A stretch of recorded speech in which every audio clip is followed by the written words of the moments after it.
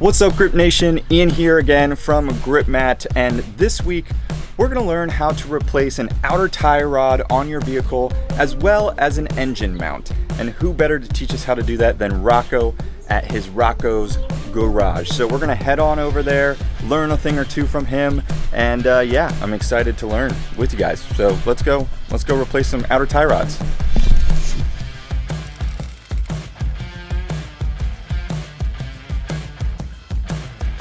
Alright, so today we're doing the outer driver's tie rod. I'm going to take this tire off and get access to the tie rod.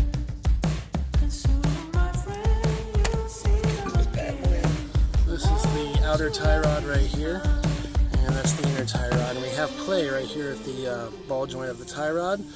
So we're going to go ahead and take this piece off and replace it. On top of that, we're going to go ahead and replace this broken engine mount. You can see down there in the bottom. Get my finger down there. Right there is where the mount's broken. We're going to go ahead and put a new mount on so she feels less engine vibration as well. So here we got the outer tie rod, and this is the tools that we're going to use to get everything taken care of.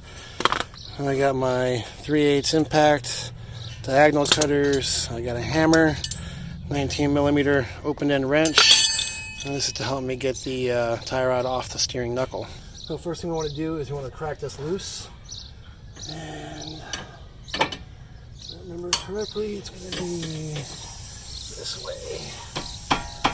Nope, it'll be towards the vehicle.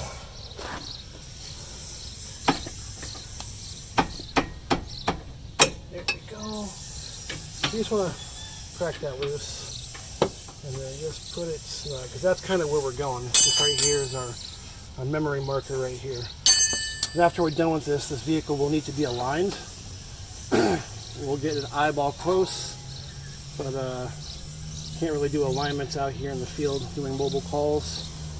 But she needs to get tires anyway, so we're doing the outer tie rod, and she can go get tires and get the alignment done.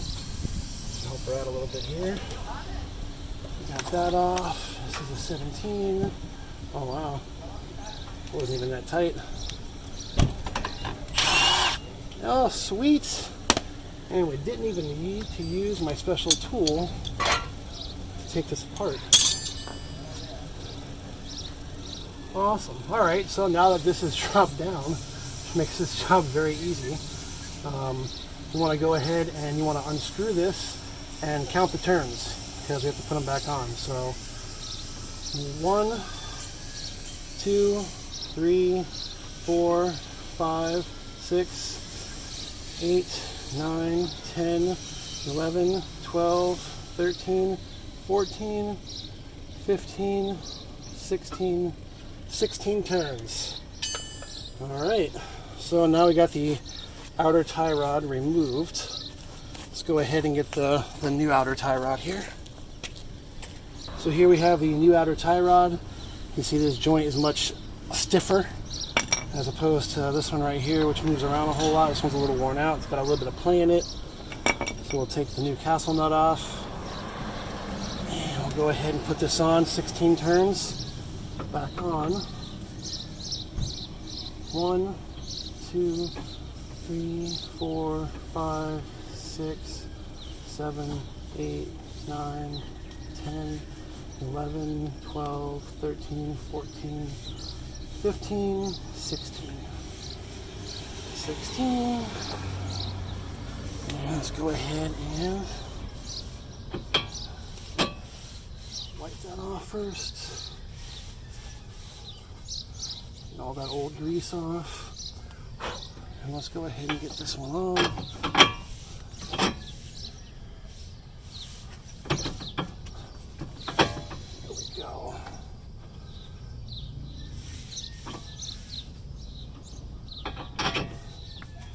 And let's get this new castle nut on. And let's get this snug down. Ooh, you're bigger. 19.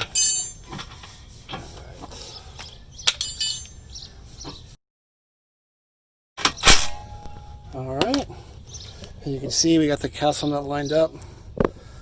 so we can stick the cotter pin through the hole and keep that nut secured.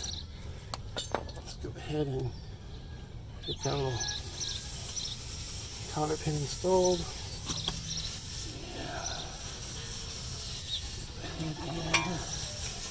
Peel that back, and then I like to trim them up a little bit just to make them a little bit neater. There you go.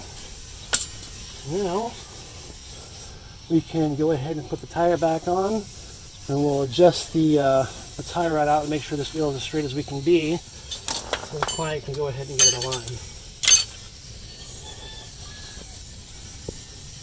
Go ahead and adjust this out a little bit.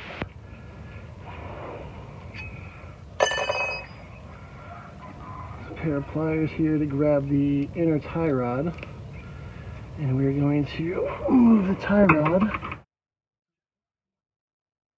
See how our measurement's coming along here. Oh, look at that. Let's go back a little bit. And grab it, guys, so you can see this. Oops. So now, you guys can see the rope is touching the front and the back of the tire on both sides, which should make this side parallel. Track straight. So we'll go ahead and we'll tighten the adjustment nut here and call this adjusted. Nice and tight. There we go. What to do is take a piece of string and attach it to the back bumper, and you want to run it along the side of the vehicle, and you see how it touches the back of the tire and the front of the tire, and you follow it around. It's going to touch the back of the tire, and you can see how it doesn't quite touch the front of the tire. That means we have to tow this out a little bit. It's a little archaic. It is not accurate, but it gets you close enough to get to the alignment shop, and that's what we're going to do today. So let's go ahead and get this adjusted. Alright, looks like we got it as straight as we can get it. Got it pretty even on this side and on the back. Like I said, this is not super accurate, but this will get you to the alignment shop. Let's go ahead and take care of that engine mount. Alright, it's time to get this motor mount out. Let's get this splash shield off so I can get some easier access to this mount. And we'll get some access here to the front and lower engine mounts. What we're going to do is loosen this bolt up here that goes through the engine mounts. Let's see if I can get my impact in there and loosen it up. And you're going to be at 19.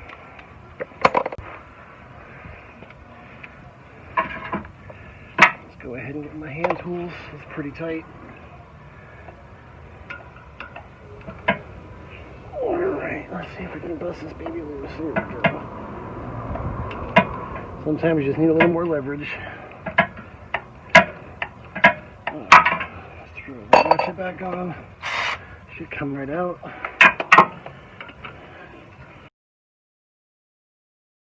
That bolt came right out. Then we gotta get these two bolts here. I believe these are 14s. And let's find out if they're really 14s.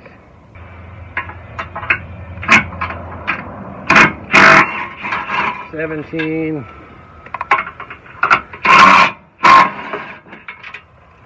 Alright.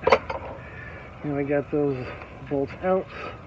We can try to scoot the engine mounts out of its crevice. And out of the vehicle completely. So we can squeeze it through. And ta-da! And as you can see, this is a, well, yeah, there we go. Yeah, it's a broken mount. That's no bueno. Let's put the new mount in. Here we go. This one's in one piece. Nice and solid. This would dampen the engine vibrations quite a bit. And slide this back in.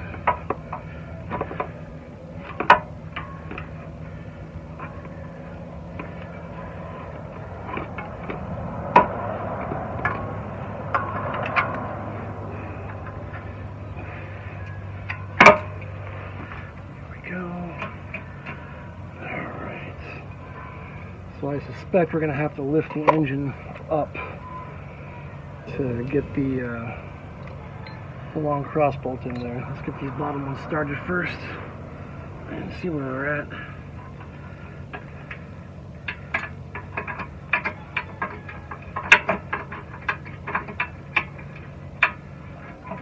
I always start stuff by hand.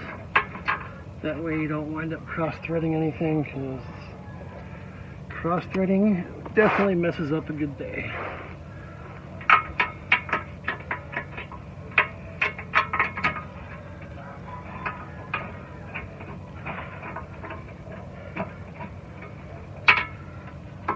Alright.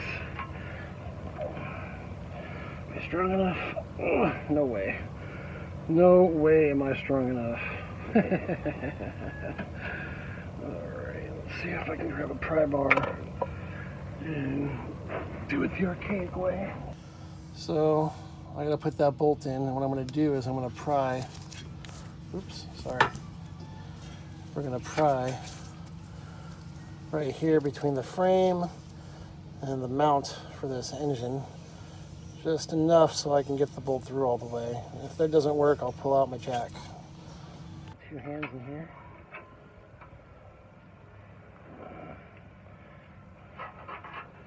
I have to do it from the other angle.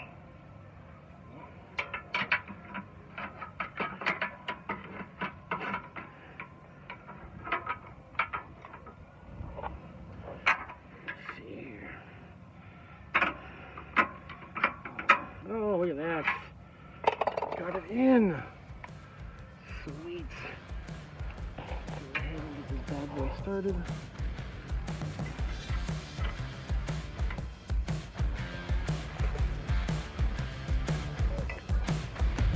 I said, let's start everything by hand. That way we're ensured that we're not stripping anything out.